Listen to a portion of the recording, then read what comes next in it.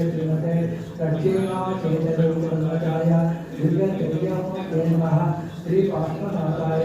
श्री धर्मेन्द्र पद्मावती लक्ष्मीचरणाय श्री शांतिनाथाय शांतिकराय सर्वपापप्रणाशनाय सर्वविघ्नविनाशनाय सर्वरोगोपसर्गविनाशनाय सर्वपरस्परक्षुद्रोपद्रोपसर्गविनाशनाय सर्वक्षामराहविनाशनाय ओम ह्रां ह्रीं क्रों क्रौं रः हसियावता अरहं नमः चतुर्वेदसंगस्य जगद्गुरु देवेन्द्र की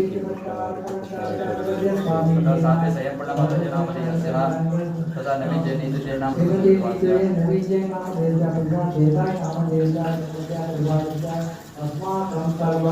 शांति कुरु गुरुः तुष्टि कुरु गुरुः पुष्टि कुरु गुरुः सर्वकार्य सर्व अभीष्ट सर्व सिद्धि कुरु गुरुः पद्मा